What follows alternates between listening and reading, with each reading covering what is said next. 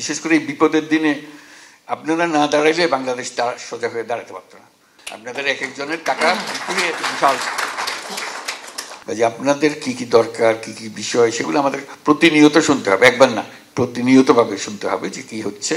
যেহেতু করে আপনাদের রাস্তায় সহজ করে দিলে আমাদের জন্য জিনিসটা মঙ্গলজনক হবে। যেহেতু আপনারা যা করছেন এটা আপনারা হয়তো আসার সময় মনে করেন না যে দেশের মঙ্গলের জন্য আসতেছেন, নিজের চাকরি বা নিজের ব্যবসার জন্য এসছেন, কিন্তু আপনারা বড় রকমের সহায়তা করছেন। বিশেষ করে এই বিপদের দিনে আপনারা না দাঁড়াইলে বাংলাদেশ সোজা হয়ে দাঁড়াতে পারত না।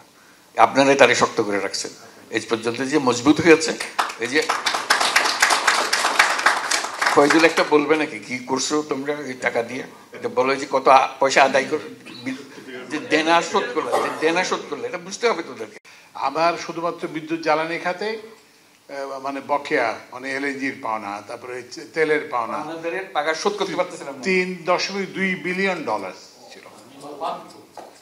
তো সেইটাকে এই আমরা মাত্র 8 মাসের সরকার, এই 8 মাসের সরকারে আমরা এটা 600 মিলিয়নে নিয়ে আসি। তো এইটা পরিশোধ করা সম্ভব আপনাদের সহায়তার জন্য আর কি। তারপরে এছাড়াও অন্যান্য বিভিন্ন কাজে আপনাদের এটা, তো ওই জন্য আপনাদের উপরে কিন্তু আমাদের অর্থনীতি নির্ভরশীল। জি জি, আমাদের রিজার্ভ বাড়ছে। তারপর আমরা যে বাইরে থেকে যে আমরা চাপ দিত IMF তাদের সঙ্গে আমাদের যে কথাবার্তা বলার আমাদের একটা শক্তি বাড়ছে। একটু মনে করে কাতারের কত পাওনা ছিল, যে আজকে যে গোলাফুট, কাতারে যেটা বললাম আসতে পেরেছে, তাদের প্রতিটি পয়সা শোধ করে কাতার থেকে আমরা এলএনজি কিনি লং টার্ম কন্ট্রাক্টে। তো $254 মিলিয়ন এরকম একটা পাওনা ছিল। তো আমরা যেহেতু আসবেন, স্যারের যাতে মুখ থাকে এবং ওদের সামনে যাতে আমরা আপনাদের পক্ষে হয়ে দাঁড়ায় থাকতে পারি, আমরা এই যে গতকালকে আমরা সব টাকা পরিশোধ করি,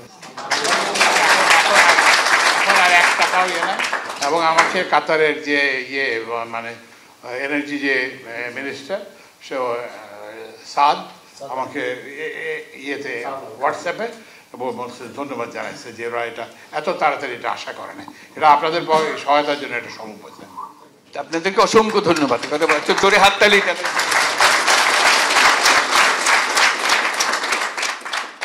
এক পয়সা আমরা অপূর্ণ রাখি নাই, এটা আমাদের মস্ত বড় শক্তি দিয়েছে, এবং সেই শক্তির মূল হলেন আপনারা।